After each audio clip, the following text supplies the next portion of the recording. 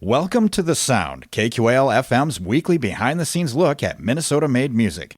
From writing and recording to distribution and promotion, The Sound is your source for new releases and exclusive interviews from Minnesota artists. Support for The Sound is made possible by a grant from the Minnesota Arts and Cultural Heritage Fund.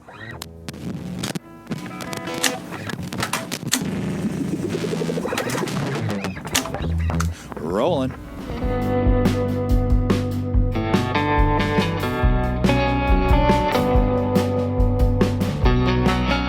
Tonight on The Sound, we checked out Mike Munson's latest album, Let Some Light In. Mike's music style encompasses a variety of blues traditions that he adds his own personal flair to. His website would describe tunes as ranging from sad and somber to swampy stompers with various creative twists. Mike joined me in the studio to talk about his new album, his creative process, and where you can find him playing next. I'm Briley Harris with Mike Munson, tonight on The Sound.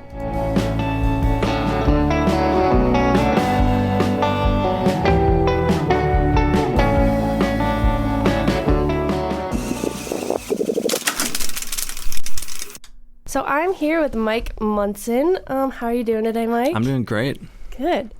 So we're here talking about your latest album that was just released actually like 6 days ago, I think, right? Correct. Titled Let Some Light In. Would you say that there are any major differences between this album and your previous albums?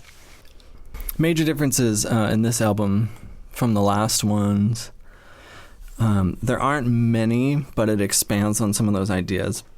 The biggest difference is that this one I recorded in a proper studio, Carpet Booth Studios over in Rochester, and had someone acting as a producer.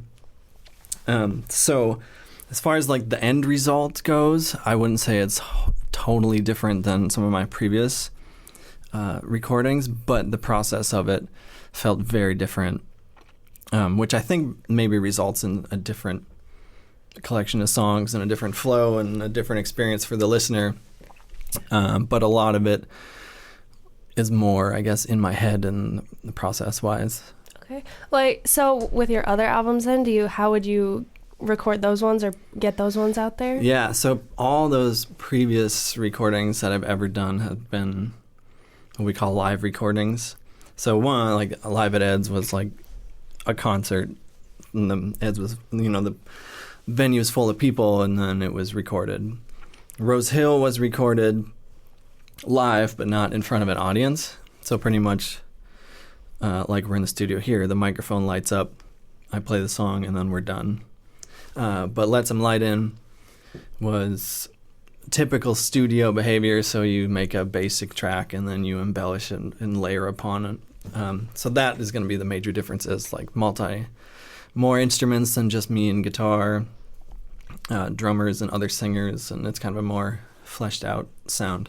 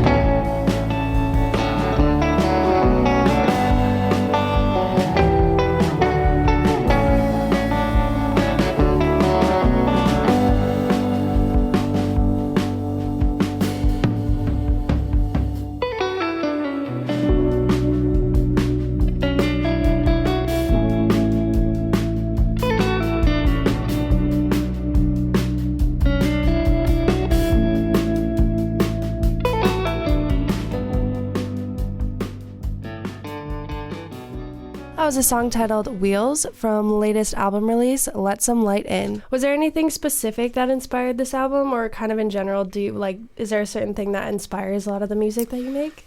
Well, this album was inspired by kind of the first song that came out of it, or that came out of me, or came out of the guitar, was Wheels, which was the first song. And, I would say right is a strong word, but it came up with it, just like, it seemed to just like jump out of the guitar. And I've been playing around on it for a while. And I called Zach over at Carpet Booth and I said, hey, can we work to record this and develop it, and we'll bring in other ideas, apart from just my ideas. And then Zach and I had such a good experience working together, and we sent the music to JT Bates up in Minneapolis to play drums on, and he sent it back, and that was a great experience. We had a lot of fun, and like the end result was this one song. So mostly I wanted to just continue on that energy. So we just did one song, and then next month we'd work on another song, and next month another song. So it's not like I was in the quote-unquote studio for 2 weeks, but we would just sporadically work on it, which was really fun. Yeah. And so then kind of going off of that, what does your creative process look like when you are working on anything new? Like, kind of just how do you get it all out there and start working on it? Yeah, this Let Some Light In is probably the closest project that has felt like homework to me in a long time, but in a good way.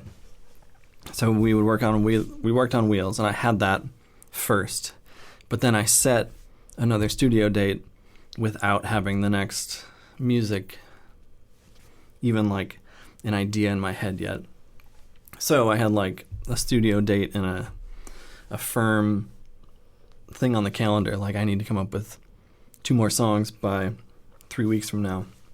So then we'd have our date at Carpet Booth, and then work on those other 2 songs, and then more or less finish those, and then set another date, and then I have to write 2 more songs. And so that's kind of how we went, which is different than anything I'd ever done before. But it was fun. It helps me to have deadlines, because otherwise it's just like creative, willy-nilly stuff,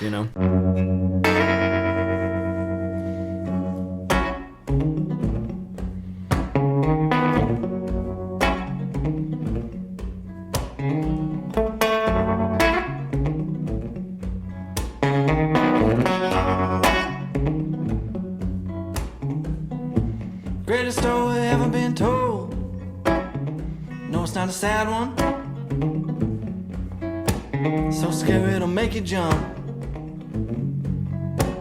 Evil man with a double tongue. Edgar Allan Poe.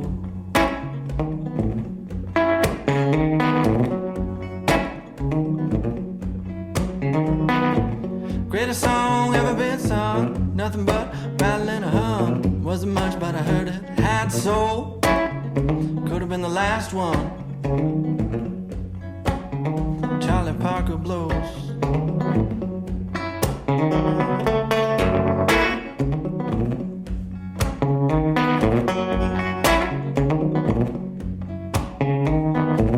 Who knows, who really cares? Albuquerque, never been there. It's not bad, I'm just out here looking for a little more. Place with some heavy soul. R.L. down in Como.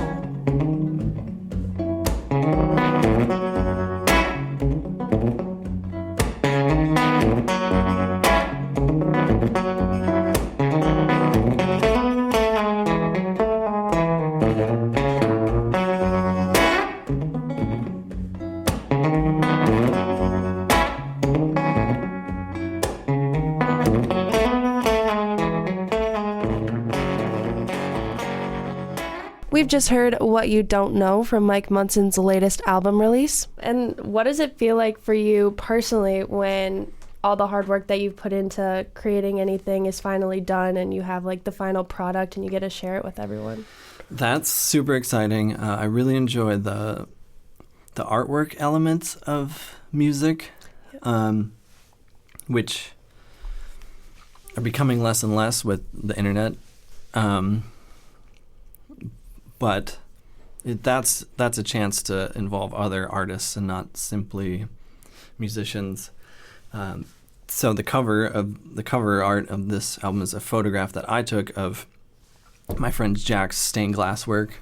So it's just like to combine different art forms all in one package, I guess, and that's traditionally been a piece of music.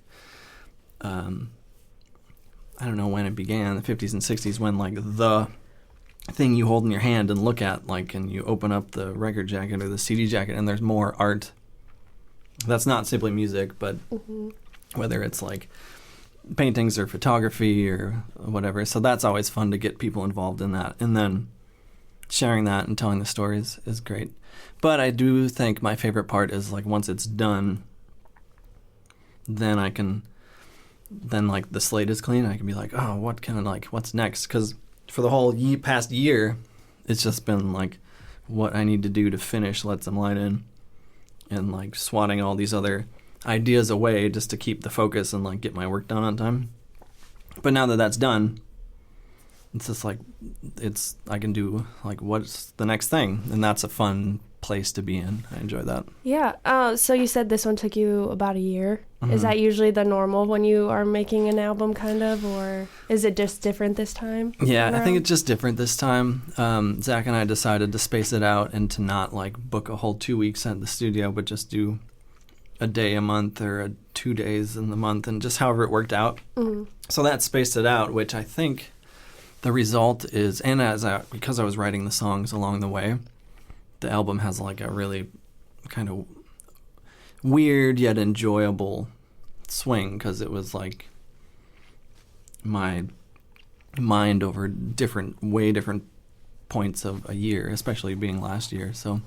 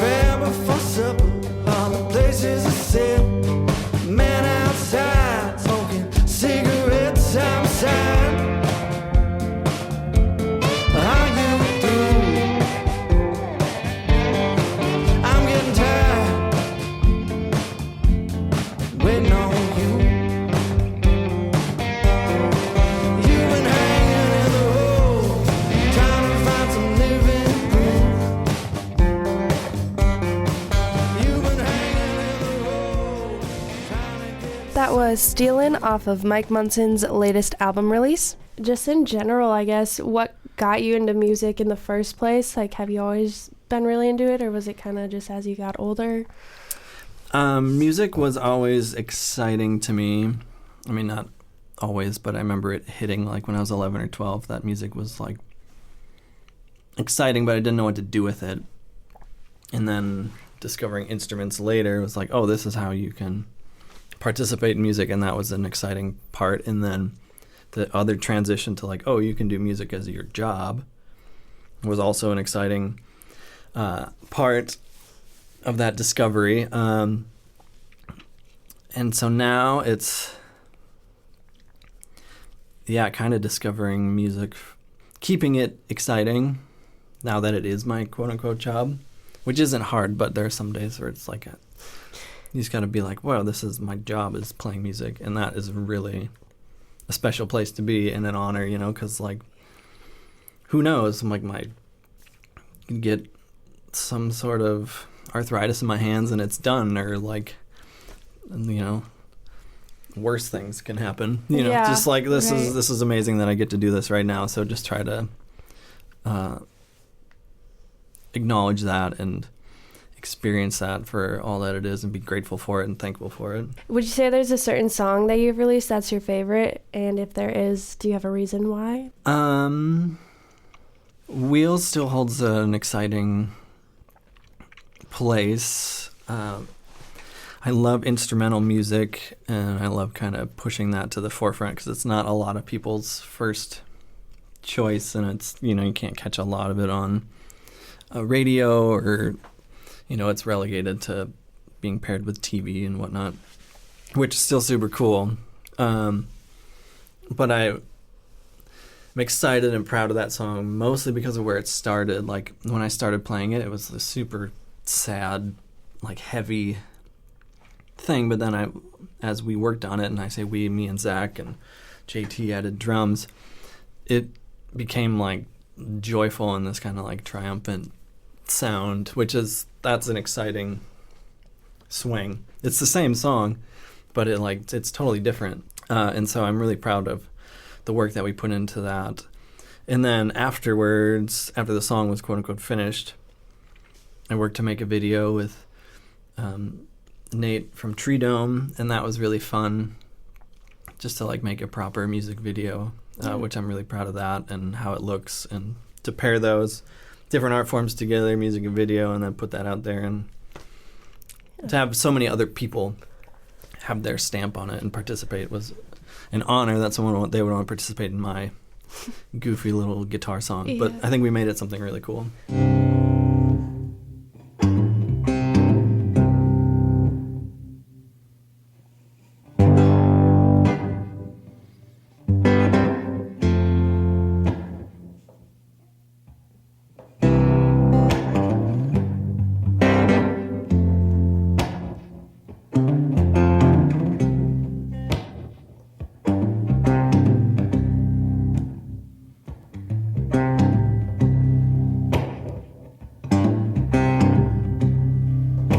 Be there until it rains,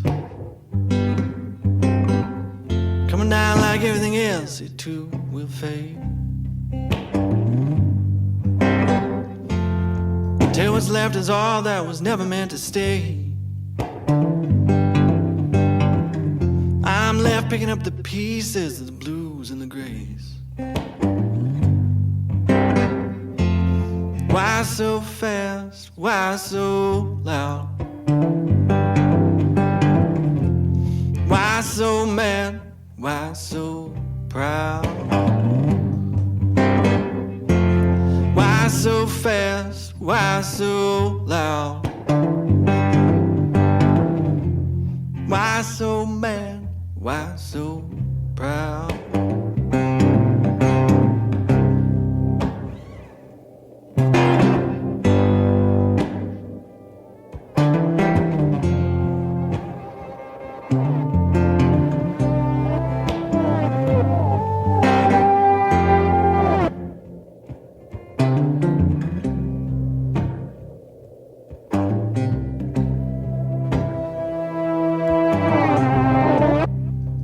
I'm lazy, hazy, and tired, doing things other people require, stumbling in and out and all around. I've been looking for so long, forgot what I found. Why so fast? Why so loud? Why so mad? Why so proud? Why so why so loud? That was a song titled Dust from latest album release, Let Some Light In. So I did notice like most of the songs were instrumental for the most, or it seemed like a majority like had more instrumental aspect to it. So do you like normally stick to more of a strict style of music, or when you are creating something new, do you kind of explore different styles? I definitely explore different styles, though I feel like I am limited in what I'm able to do on the instrument, which I think is fine. I think exploring your limitations is good. That's to me, that seems more exciting than being able to do anything. I think that's something I've learned from being around and studying blues tradition. Is a lot of my favorite players in the blues tradition are, in the grand sense, extremely like limited, like they do their thing, but within their thing, like the possibilities are endless inside of that. And that's a really cool idea that I've finally started to figure out. Like, I don't need to know everything about music. Yeah. It's an exciting prospect to like keep studying and learning and reading, but at the same time, that can distract you from just like chasing what it is, like what is my sound, what is my voice on the instrument, and just keep digging into that. Like, because I think in many arts you want to be recognizable like immediately, like, oh, that's a Picasso, that's a, like, you can pick it out immediately. And like even with music you can say like, oh, that's Adele's voice, like 2 seconds and you know it. So I think that's what a lot of artists are shooting for. It would just be, I think that's cool. Like if someone could hear just a half a measure of me playing guitar and be like, oh, that's Mike playing guitar, just because my stamp is on it. I think that's really cool. Well, that's an interesting perspective, because I feel like I always forget that, you know, artists have their own specific, like what they, I guess, their style, but like there is so much you can do just within your own style, and I always forget that, you know. Yeah, and I mean, genre is one thing, but I think people's personal voice, whether that's their singing voice or their playing voice on their instrument, I think that to me is like the major question. Like, I don't care what genre it is. Yeah. In a lot of things, but if I can recognize it's you, and whether you're playing in, a lot of people can play across genres, but it's still always them, which is really cool.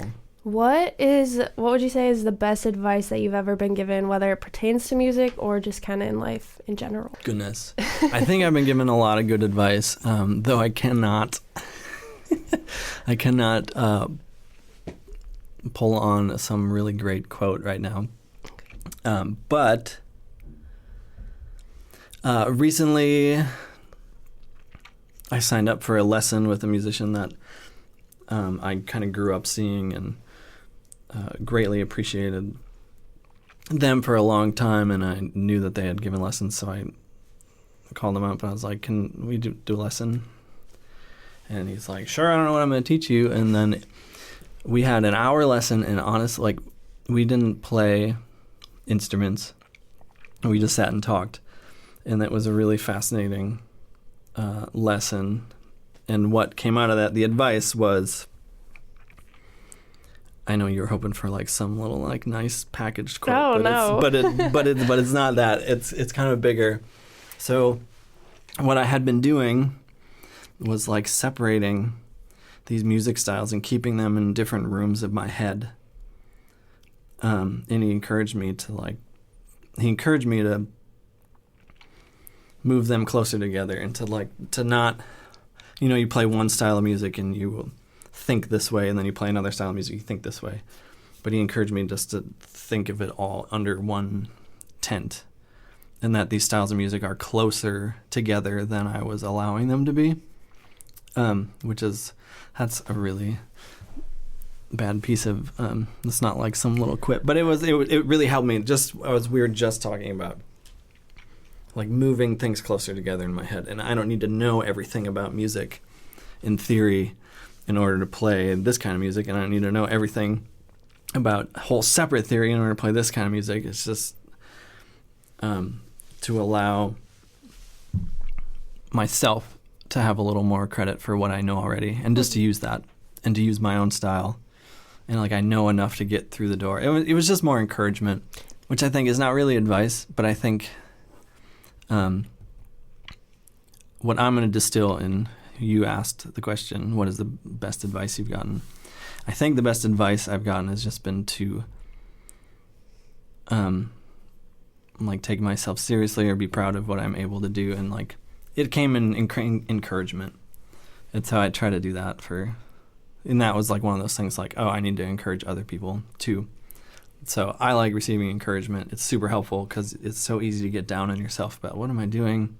There's so much other music out there that's so good. Why do I keep, throwing more songs out there? So to have people tell you that what you're doing is good and interesting is great. But it shouldn't stop there, and you need to like also be encouraging other people too.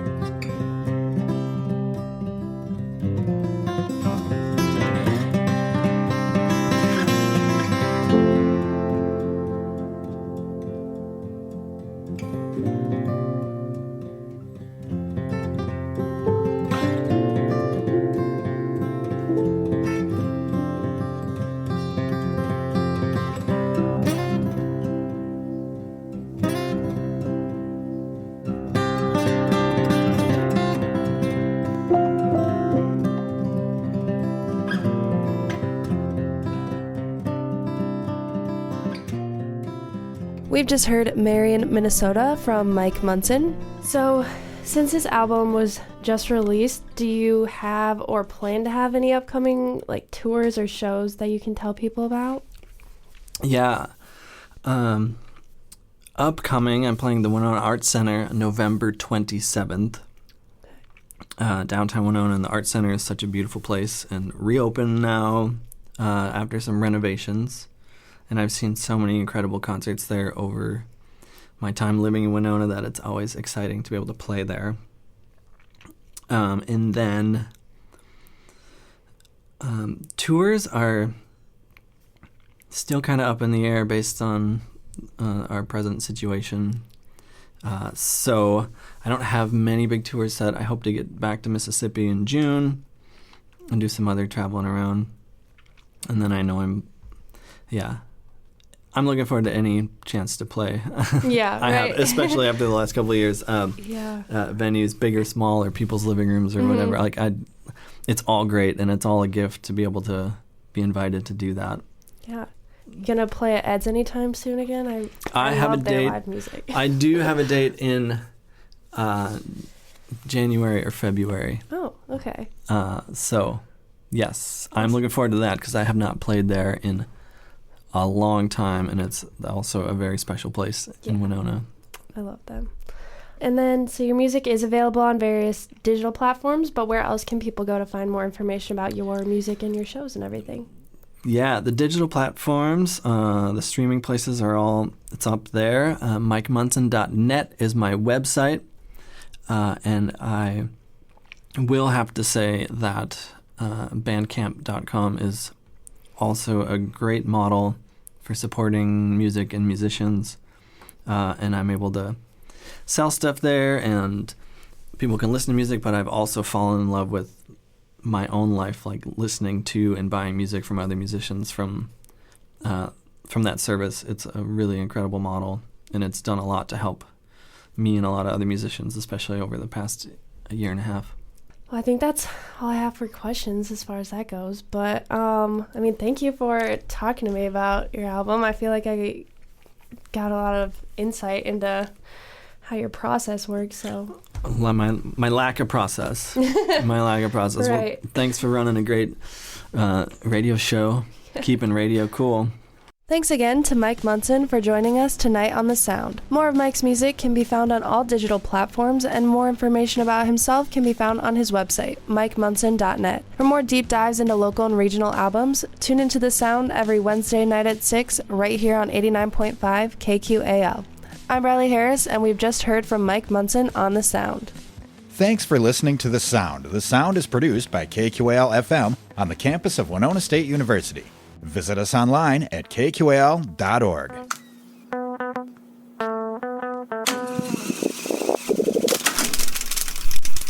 Theme music for The Sound provided by Mike Terrell of Fires of Denmark.